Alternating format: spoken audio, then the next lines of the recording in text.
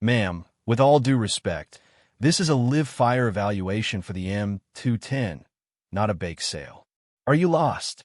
The words, dripping with condescension, echoed across the concrete firing line of the Arsenal proving grounds. The crowd of young, eager lieutenants and seasoned but sycophantic sergeants chuckled. It was a nervous, deferential sound, the kind of laughter that acknowledges a superior's joke, not because it's funny, but because he is the superior. Captain Bryce Thorne, architect of this evaluation and a man whose self-regard was as polished as the eagle on his patrol cap, basked in a momentary validation. He stood with his hands on his hips, a posture of casual dominance, his jaw set in a way that suggested he was perpetually posing for a recruiting poster. Before him, the subject of his ridicule remained perfectly still. Her name was Evelyn Reed, though no one there knew it. She was a woman who had passed the threshold of 40, her face a quiet map of laugh lines around the eyes and a faint, permanent furrow of concentration in her brow. She wore a simple, olive-drab maintenance jumpsuit, devoid of any rank, name tape, or unit patch. Her hair was pulled back into a tight, ruthlessly efficient bun. She was, in the hierarchical and visually coded world of the military, a ghost, an anomaly, and to Captain Thorne, an irrelevance who had wandered into his carefully orchestrated theater of operations. But when the base commander, Colonel Marcus Vance, saw her stance from the observation tower window 200 yards away, he put down his binoculars and leaned forward, a flicker of something ancient and knowing in his eyes. He saw not the plain jumpsuit, but the way her feet were planted, a perfect balanced foundation. He saw the way she held the heavy, custom-built rifle case, not with strain, but with a familiar, practiced ease, as if it were an extension of her own arm. He saw what Thorne, in his youthful arrogance, was utterly blind to, the unmistakable posture of a master at their craft. If you believe that true respect is earned in silence and proven by action, type competence below. Captain Thorne, however, saw only a problem to be managed. This day was the culmination of 6 months of planning. The new M210 enhanced sniper rifle system was his baby, his ticket to a promotion and a coveted posting. High-ranking officials from the Pentagon were observing remotely, their digital eyes scrutinizing every detail. The last thing he needed was a civilian or some low-level logistics clerk wandering onto his stage. He continued, his voice amplified by the arid desert air. Seriously, Mom. Range control should have stopped you at the gate. This is a restricted area. Highly technical equipment. We can't have unauthorized personnel interfering. He gestured vaguely at the array of sophisticated chronographs, wind sensors, and ballistic computers that his team had meticulously set up. It was a display of technological might, and by extension, his own. Evelyn Reed's reaction was a study in absolute neutrality. Her gaze did not waver. Her expression did not shift. She simply blinked once, a slow, deliberate motion. She offered no defense, no explanation, no protest. Instead, her focus remained entirely on the task at hand. With a quiet, fluid movement, she placed the heavy Pelican case on the designated firing bench. The action was so deliberate, so devoid of hesitation, that it momentarily stunned Thorne into silence. It was not the movement of someone who was lost or intimidated. It was the movement of someone who owned the space they occupied. Her hands, he now noticed, were clean but marked with the fine, silvery lines of old scars and the subtle calluses of someone who worked intimately with metal and machinery. They were not the hands of an administrator. They were the hands of a creator, an artisan. A quiet hum of anticipation, or perhaps confusion, replaced the earlier laughter among the onlookers. They had expected her to stammer an apology and retreat. Her silent, focused defiance was a variable they hadn't anticipated, and it subtly shifted the power dynamic of the entire scene. Thorne felt a prickle of irritation. His public dismissal had been ignored. He had offered her an off-ramp, a way to leave without further embarrassment, and she had driven right past it. He felt the need to reassert his control, to put this ghost back in her place. The sun beat down, reflecting off the polished brass casings neatly arranged in a box beside the firing station, each one a tiny, gleaming promise of the violence and precision to come. The air was thick with the smell of dust, hot metal, and the faint, sharp scent of gun oil, a perfume that Evelyn Reed seemed to wear as naturally as skin. Thorne took a deep breath, puffing out his chest as he stepped closer, invading her personal space. He lowered his voice to a conspiratorial, patronizing tone, as if letting her in on a secret she was too simple to comprehend. "Look, I get it," he began, a smirk playing on his lips. "This all probably looks very impressive. But what we're doing here is a little beyond just point and shoot. We're validating ballistic data for the new XM1153 Advanced Armor-Piercing Round. We're talking about calculating spin drift over 2,000 meters, factoring in the Coriolis effect, atmospheric density. It's applied physics, ma'am. Not something you pick up in a weekend safety course." He was lecturing her now, using a cascade of technical jargon as a weapon to reinforce his intellectual and professional superiority. For his audience of young officers, it was a masterclass in condescension, a demonstration of how to handle perceived incompetence with a veneer of professional courtesy. They watched, soaking it in, learning the wrong lesson from a man who had never been taught the right one. The silence that followed his speech was heavy. Evelyn Reed didn't even grant him the courtesy of looking up. Her attention was now fully on the latches of the rifle case. Her fingers moved with an unhurried, methodical grace, flipping each of the 6 clasps with a satisfying, resonant thunk. The sound was crisp and final in the otherwise quiet air, each click a punctuation mark in her silent refutation of his authority. The onlookers shifted their weight. The confident amusement that had animated the moments before was beginning to curdle into a vague unease. There were soldiers trained to read situations, and the situation was no longer clear. They saw their captain, a man of loud and demonstrable authority, being stonewalled by an opponent who refused to even acknowledge the battle. It was like watching a champion boxer swinging at smoke. Frustrated, Thorne decided to end the absurdity.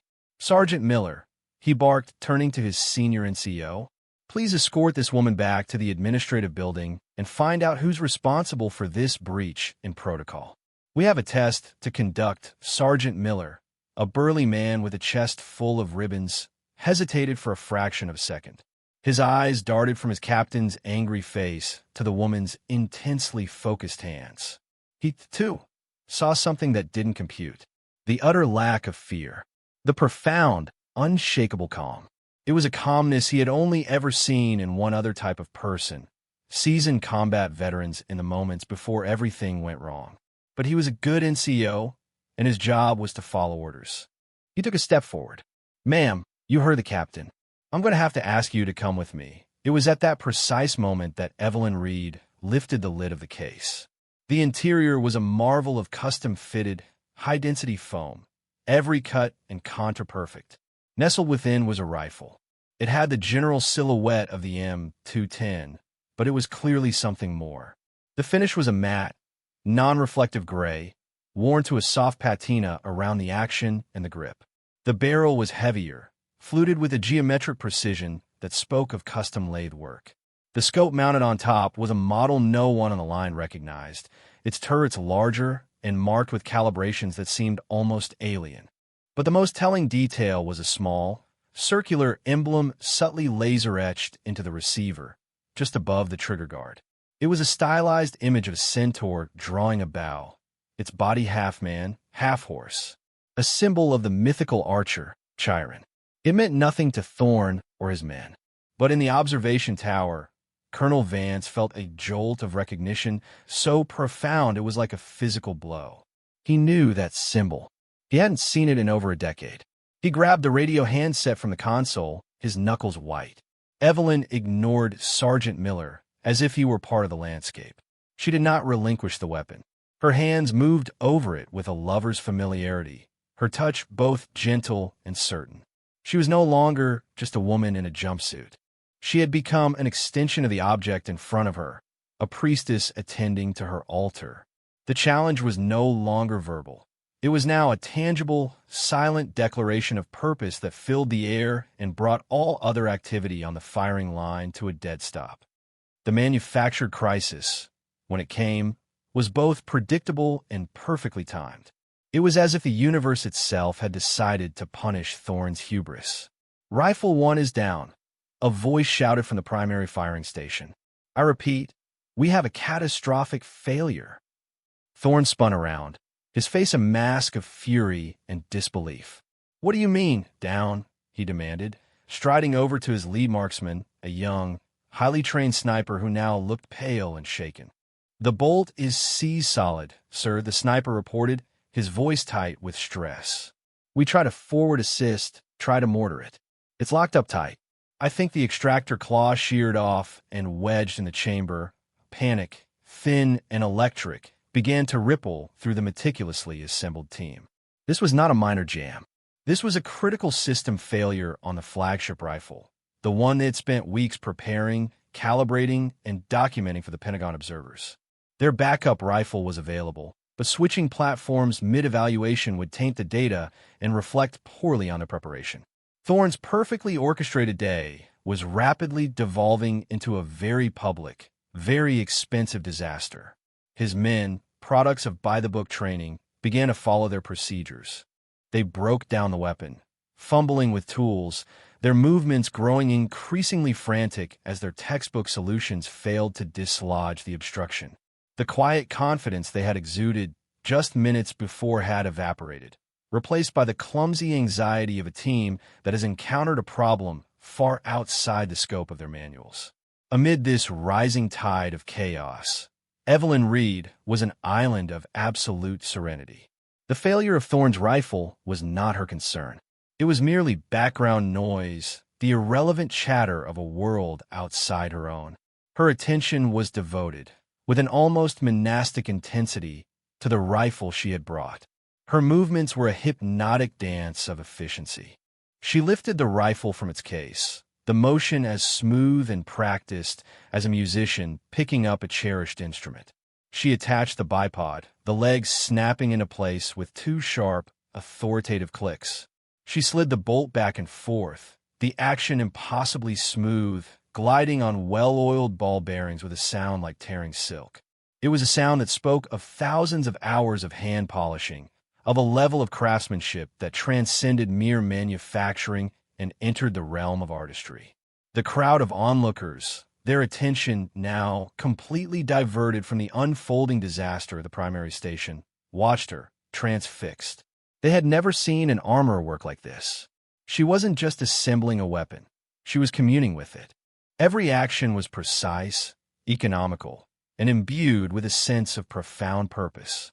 She produced a small, specialized torque wrench from a pocket in her jumpsuit and checked the scope rings, her eyes scanning the dial with an acuity that seemed to penetrate the very steel. She didn't appear to be tightening them so much as confirming a pre-existing state of perfection. She then produced a single cartridge from another pocket. It was not the standard issue XM 1153 round. The brass was darker, almost bronze, and the bullet itself was a long, needle-nosed projectile of matte black metal. She chambered the round with a final, decisive push of the bolt, the click echoing in the sudden, attentive silence that had fallen over the range. The jeers and whispers had vanished, replaced by collective, unspoken awe. Captain Thorne, seeing his own team's failure and witnessing her unnerving competence, felt a seed of doubt finally take root in the bedrock of his arrogance. Who was this woman? Where did she come from? The rifle she held was not standard issue. The round she chambered was not in their inventory. The comm she projected was not normal. For the first time that day, a sliver of fear entered his mind. The fear of the unknown, the fear of an authority that did not derive from the rank on his collar, but from a source he could not begin to comprehend.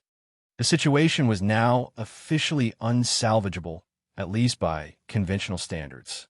The evaluation's strict time window was closing. The remote observers from the Pentagon had been informed of the technical difficulties, a euphemism for Thorne's spectacular failure. The wind, which had been a gentle breeze an hour ago, had picked up, gusting unpredictably across the vast, open range, kicking up dust devils that danced in the distance.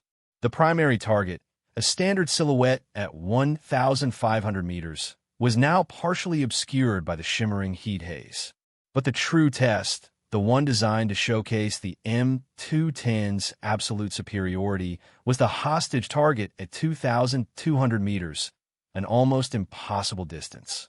It was a steel plate with a 3-inch circular bullseye cut into the center, representing the kill zone on a high-value target, positioned directly in front of a larger plate, representing a non-combatant. A miss by even a few inches would mean a catastrophic failure. Hitting it under ideal conditions was a feat few snipers in the world could reliably achieve. Under these deteriorating conditions, it was a statistical impossibility. Desperate and humiliated, with the digital eyes of his superiors burning into his back, Thorne turned his frustration on the only available target. He stalked over to Evelyn Reed, who was now lying prone behind her rifle, her body a perfect, stable firing platform. "What do you think you're doing?" he hissed, his voice a low, angry growl. "This isn't some backwoods shooting gallery. You can't just—" He stopped, his brain finally catching up with his eyes. She wasn't just assembling the rifle. She was preparing to fire it. The sheer audacity of it left him momentarily speechless. He let out a short, sharp bark of laughter, a sound devoid of any humor. "What are you going to do?" he scoffed, the question dripping with the last dregs of his sarcasm. "Shoot it yourself? Save the day." It was meant to be the final, crushing insult, a rhetorical question highlighting the absurdity of the situation. He expected her to flinch, to finally admit she was out of her depth. He was wrong. Evelyn Reed did not answer with words. Her reply was action. The world, for her, had already narrowed to the circular image in her scope. The wind tearing at her jumpsuit, the angry captain looming over her, the anxious crowd behind her, all of it ceased to exist. There was only the reticle, the shimmering target, and the river of air that flowed between them. The narrative of the shot unfolded not in seconds, but in the infinite compressed space of a master's intuition. She didn't consciously calculate. She felt. She felt the subtle tremor of the earth through the bipod. She saw the mirage flowing left to right, a visual representation of the wind's invisible hand. Her mind, a supercomputer honed by decades of experience, processed thousands of data points simultaneously. Barometric pressure, humidity, the spin of the planet. She breathed out, slowly, her heart rate dropping to a steady, rhythmic beat. Her finger curled around the trigger, resting on the cold, unforgiving steel. The trigger wasn't a switch to be flipped, but a delicate instrument. She applied pressure, not pulling, but steadily increasing the force, becoming one with the mechanism, feeling for the microscopic moment of release. Then it came. The rifle did not so much fire as exhale. The recoil was a firm, linear push, not a violent kick, perfectly absorbed by her shoulder and the rifle's advanced recoil dampening system. The sound was a sharp, supersonic crack that ripped through the air, followed by the deeper boom of the muzzle blast. For a long, agonizing moment, there was nothing but the fading echo of the shot rolling across the desert. The crowd held its collective breath. Even Thorne found himself staring intently at the distant target, a part of him desperately wanting her to miss. Another, more honest part, captivated by the sheer, unbelievable confidence of her action. Then, 2 full seconds after the shot, a sound returned. Not the loud clang of a bullet hitting the main steel plate. It was a much smaller, higher-pitched, and infinitely more satisfying sound. A clear, distinct ping. It was the sound of a 3-inch steel circle being punched out of its housing and sent spinning into the desert dust 2 kilometers away. A perfect shot, through the hostage-taker, through the impossibly small opening, without so much as scratching the paint on the non-combatant plate behind it.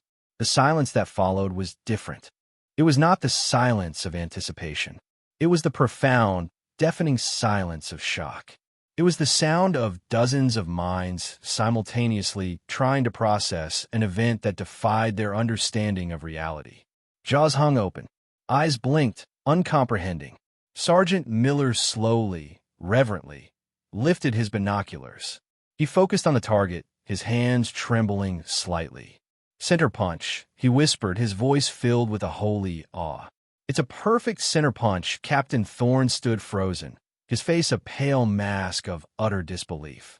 The foundations of his world, built on textbooks, regulations, and a rigid hierarchy, had just been pulverized by a single, impossible projectile fired by a ghost in a jumpsuit. "No way," he breathed, the words barely audible. That's not possible." A voice, amplified and imbued with the cold, hard authority of absolute command, crackled to life over the range-wide loudspeaker system. "Captain Thorne, stand down." The words were calm, measured, and carried the unmistakable weight of a final judgment. Every soldier on the line, including Thorne, instinctively stiffened, their bodies reacting to the voice of the base commander, Colonel Marcus Vance. A moment later, the door to the observation tower swung open, and Vance emerged, descending the steel staircase with a deliberate, unhurried gait. He was a tall, lean man in his late 50s, his uniform immaculate, his face a testament to a long career spent in harsh sunlight and harder decisions. As he strode onto the firing line, the atmosphere shifted instantly. The residual shock and confusion among the onlookers was replaced by the rigid discipline that a full colonel's presence demands. They snapped to attention, their eyes locked forward. Vance did not so much as glance at the disgraced captain. His path was direct, his focus singular. He walked straight to the prone figure of Evelyn Reed, who was now calmly ejecting the spent brass casing, the small, bronze cylinder glinting in the sun as it spun through the air. He stopped a few feet away from her, his shadow falling over the firing bench. He didn't speak. He simply looked down, his gaze falling first on the rifle, then on the faded, almost invisible centaur emblem on the receiver. A flicker of memory, of old battles and forgotten comrades, crossed his face. He then looked at her, and, for the first time that day, someone looked at Evelyn Reed and truly saw her. He saw the quiet competence, the unshakable confidence, and the profound weariness of a life spent in the shadows, mastering a craft that few could even comprehend. His expression was not one of command, but of deep, profound, and almost reverent respect. Finally, he turned his head, his steely eyes locking onto Captain Thorne. His voice, when he spoke, was quiet, yet it cut through the air like shrapnel. "Captain," he began, the single word carrying a universe of disappointment. "For the last hour, you have been making a spectacular fool of yourself, your platoon, and this installation. You have been so blinded by your own arrogance, so obsessed with the rank on your collar, that you fail to perform the most basic duty of a leader, to recognize true expertise when it is standing right in front of you." Thorne's face, which had been pale with shock, was now flushing with the hot shame of public humiliation. He opened his mouth to speak, to defend himself, but Vance held up a hand, silencing him instantly. "Don't," the colonel warned. "Do not say a word. Just answer my question. Do you have any idea who you have been speaking to?" Thorne faltered, his eyes darting from the colonel's unforgiving face to the unassuming woman who was now methodically cleaning her rifle's bolt with a small, oil-soaked cloth, utterly indifferent to the drama unfolding around her. "Sir," Thorne stammered, his voice cracking. I don't know, sir. She's not on the official evaluation roster. There's no record of her." Colonel Vance let out a dry, mirthless chuckle. "No, Captain, there wouldn't be. People like her are not on rosters. They're not in databases that someone like you has access to. They are the ones who write the books you study, who design the weapons you test, and who take the shots you can only dream of." He took a step closer to Thorne, his voice dropping to an intense, almost conspiratorial whisper that every soldier on the line strained to hear. "You stand here, so proud of your M210, a weapon you think you understand. You have no idea. The rifle she just used to do the impossible? That isn't an M210. That is its father, its ghost. One of only 4 ever made." The reveal began to unfold, not as a simple correction, but as the unveiling of a living myth. The air crackled with the weight of unspoken history, a history that was about to be given a name and a face. Colonel Vance paused, letting the weight of his words settle over the stunned audience. He turned his gaze back to the rifle, now resting on its bipod, a silent, steel testament to the truth he was about to reveal. "Captain," he continued, his voice regaining its command volume, resonating across the firing line. "What you see as an unassuming woman is Chief Warrant Officer 5 Evelyn Reed. Let me translate that for you, since you seem to have forgotten the significance of that rank. A CW5 is a master-level technical and tactical expert. They are living repositories of institutional knowledge. They are legends who advise generals, and they are not to be trifled with by arrogant captains who've barely had their eagles pinned on. The collective intake of breath from the assembled soldiers was audible. A CW5. It was the highest, most respected, and rarest of the warrant officer ranks, a position of such expertise that it existed outside the normal chain of command. It was a rank that commanded a unique form of deference, a respect born not of command authority, but of undeniable mastery. Vance wasn't finished. He pointed a finger at the rifle case. "That insignia you couldn't identify? That is the mark of the asymmetric warfare groups. Project Chiron. Ever heard of it, Captain?" Thorne shook his head numbly. "No, sir, of course you haven't," Vance said, his voice laced with ice. "It was a Black Ops program, classified at the highest levels. Its purpose was to create a new breed of warrior. Not just a sniper, not just an armorer. It was a program to develop a true weapons master, someone who could build a precision rifle from a block of steel with their bare hands, write the ballistic software to make it work, and then use it to hit a moving target from a helicopter in a sandstorm. It was deemed too expensive, too difficult.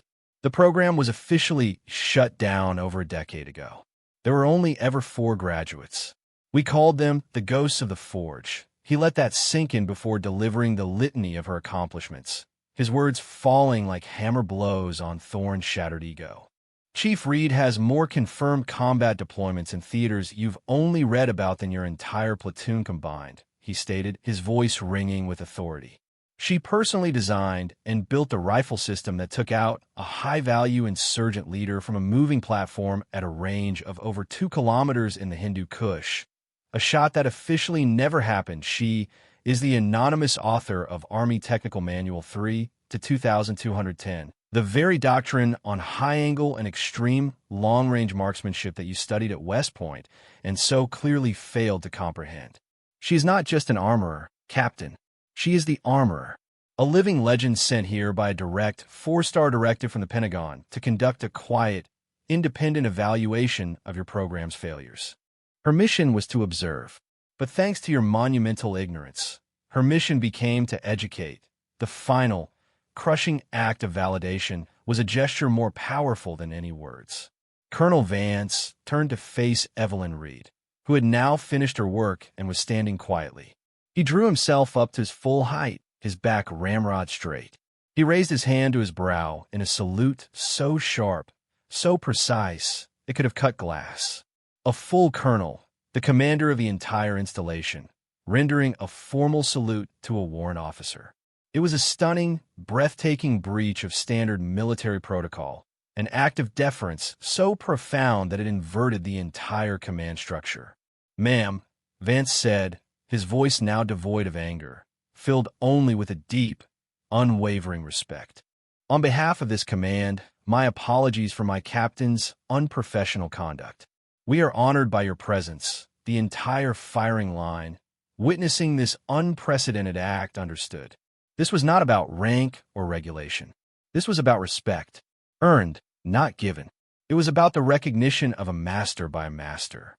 Evelyn Reed simply met the colonel's eyes and gave a slight, almost imperceptible nod. For her, the validation was unnecessary. The shot had been validation enough. But for everyone else on that range, the world had just been irrevocably reordered. The story of what happened on Range 12 did not just spread, it detonated. It moved through the Arsenal proving grounds with the speed of gossip and the force of legend. It was whispered in the maintenance bays, retold with increasing embellishment in the NCO club, and discussed in hushed, reverent tones in the officer's mess. The tale of the quiet woman in the jumpsuit who humbled the arrogant captain and made an impossible shot became instant folklore. Within hours, everyone on the base knew the name Evelyn Reed.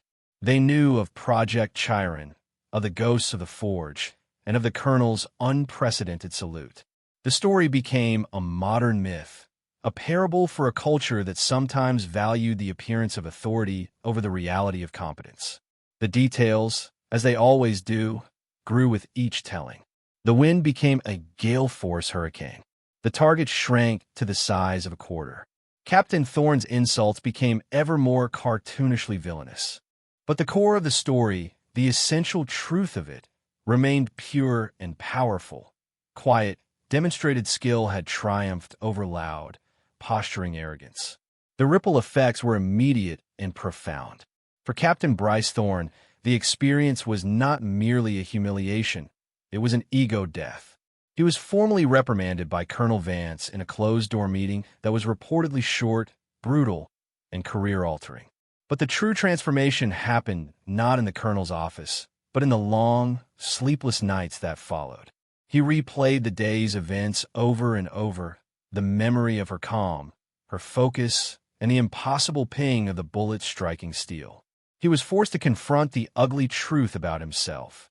His confidence was not based on experience, but on privilege and position. His knowledge was theoretical, not practical. He had mistaken his rank for worth. A week later, a changed man walked up to the small, unassuming workshop where Evelyn Reed had been assigned a temporary space. He found her carefully disassembling the Chiron rifle, cleaning each component with a surgeon's meticulous care. He stood in the doorway for a full minute before she acknowledged him with a slight glance. He did not offer excuses. He did not try to justify his behavior. He simply stood at a position of parade rest and spoke, his voice clear and stripped of all its former arrogance. "Ma'am," he said, "I was wrong. I was ignorant. I was arrogant. There is no excuse for my conduct. I disrespected you, and I failed my men by setting the worst possible example of leadership. I am here to apologize." Evelyn continued her work, wiping down the firing pin with a soft cloth. She said nothing. Thorne took a breath and continued, the words costing him everything and yet freeing him in a way he hadn't thought possible. "I would be honored, ma'am, if you would teach me. Teach me what you know. Teach me what I should have known." Evelyn Reed finally stopped her work. She looked up at him, her eyes appraising him, searching for the sincerity behind the words. She saw it. She saw the raw, painful humility of a man who had been broken down and was willing to be rebuilt. She picked up the rifle's heavy, custom machine bolt. "The first lesson," she said, her voice quiet but firm, "is to watch and listen long before you speak, Captain. The second is that a weapon is only as good as the hands that maintain it." She held out the bolt to him. Let's start there. His mentorship had begun, not in a classroom, but in the quiet, oil-scented air of a workshop, with a humbled captain learning the true meaning of competence from the master who had so effortlessly demonstrated it. The legend of Evelyn Reed did not remain mere gossip. It began to crystallize into the permanent culture of the base. The physical artifacts of that day became relics, imbued with a significance that transcended their material form. The Chiron rifle, her personal tool of instruction, was not returned to the classified vaults from which it came. At Colonel Vance's personal request to the Pentagon, it was formally decommissioned and placed in a sealed, climate-controlled display case in the main lobby of the Advanced Marksmanship School. Beneath it, a simple, elegant brass plaque was mounted. It did not contain her full biography or a breathless account of the event. It said only, M210, our Chiron variant, employed by CW5 Evelyn Reed. Date of the event. A single, perfect shot is the final word in any argument. The spot on the firing line where she had lain, the small patch of concrete that had been her stage, was also sanctified. The base's combat engineers were called in. They cut a small, precise square out of the concrete and set a heavy brass plate in its place, flush with the ground so that it could be stood upon. The plate was engraved with the coordinates of the 2,200-meter target and a simple inscription, the Reed line. competence is quiet, it became a hallowed piece of ground. New snipers in training were brought there by their instructors. They were told the story. They were told to stand on the plate and feel the history of it. It was no longer just a firing position. It was a classroom, a monument to the principle that true authority comes from ability, not from title. The story changed people. Young lieutenants, who had witnessed the event firsthand, began to approach their senior NCOs and warrant officers with a new kind of respect, asking more questions and giving fewer orders.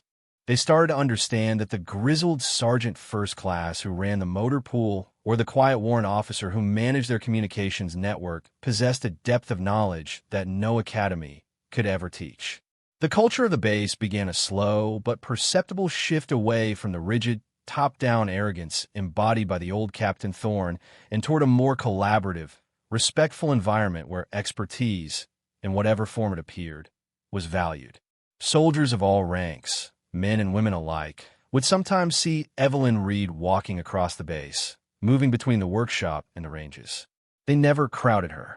They never stopped her to ask for autographs or to rehash the story. Instead, they would offer a quiet nod of respect, a gesture she would always return in kind.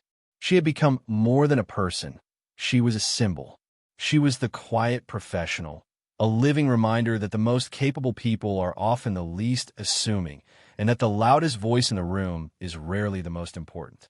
Her very presence was a continuous lesson, a silent sermon on the virtues of humility, discipline, and undeniable skill. A year passed. The seasons changed over the high desert, but the legend of the Reed line only grew stronger. Captain Bryce Thorne was now Major Bryce Thorne. His promotion had not been a foregone conclusion. It had come after a year of the most intense and humbling mentorship of his life.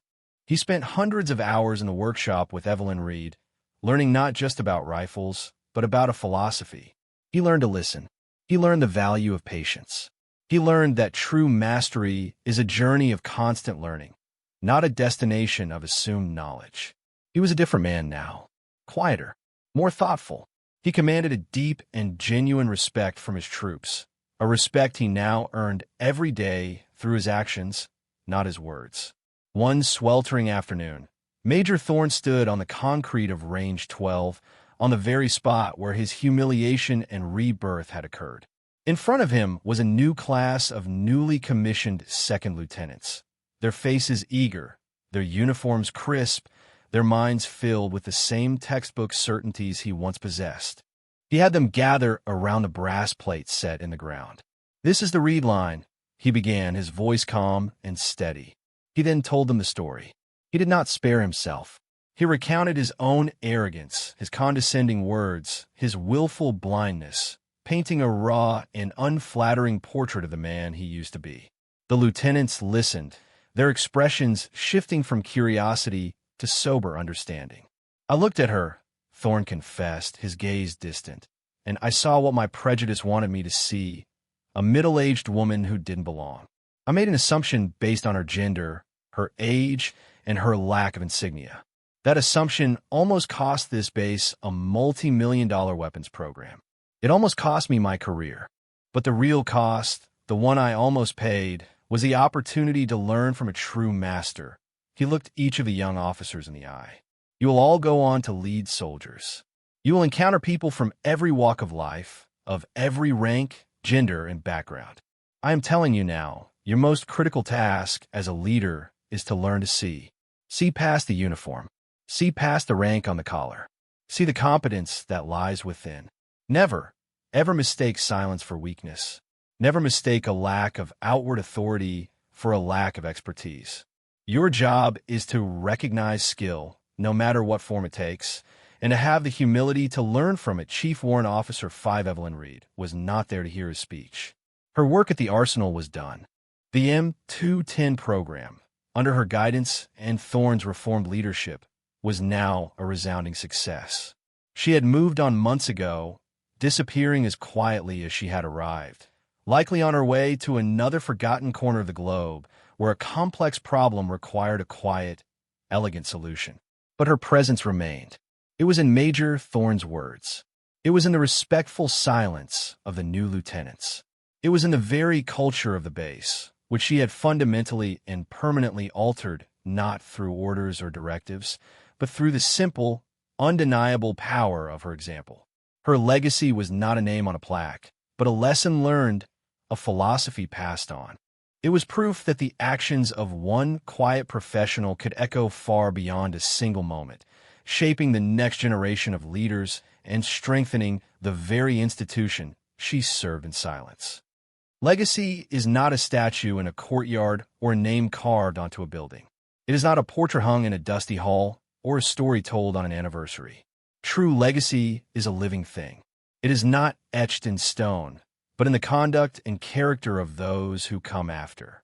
It is the lesson passed from a humbled major to a new generation of lieutenants, a ripple of wisdom spreading through time. It is the profound reverence in the eyes of a young sniper standing on a brass plate, feeling the weight of a single, perfect moment. It is the quiet understanding in a workshop that the most important lessons are taught not with lectures, but with patient, practiced hands. It is the institutional memory of a day when a salute from a colonel to a warrant officer reminded an entire base that respect flows toward mastery, regardless of the lines on a command chart. The story of Evelyn Reed became more than a cautionary tale about arrogance. It evolved into an inspirational testament to the power of the quiet professional. It championed the idea that true strength doesn't need to shout its own name. It doesn't require validation from the crowd or acknowledgement from the insecure. True strength is patient. It is disciplined. It observes, it prepares, and when the moment of crisis arrives, it acts with a clarity and precision that renders all debate, all posturing, and all doubt utterly irrelevant. The single, clean shot she fired that day was a symbol of this philosophy. It was a moment of absolute moral and practical clarity. It was not an act of anger or revenge, but a simple statement of fact, delivered at 4,000 feet per second. It was the physical manifestation of a lifetime of dedication, a testament to the thousands of silent, thankless hours spent mastering craft. It was a reminder that in the final analysis, what matters is not the noise you make, but the impact you have. Her silence was not emptiness. It was a container for immense capability. Her unassuming appearance was not a weakness. It was the perfect camouflage, allowing her to move through the world unburdened by the expectations and egos of others. She taught the Arsenal proving grounds and everyone who heard her story that the most dangerous person in the room is often the one you notice least, and that true, lasting power is built not on a foundation of loud commands, but on the bedrock of quiet, undeniable competence. Her legacy was the quiet that followed the thunder of her single, perfect shot, a quiet filled with awe, respect, and a lesson that would never be forgotten. For more stories where quiet competence triumphs over loud ignorance, and where silent professionalism defines their worth, subscribe to Unknown Heroine Tales.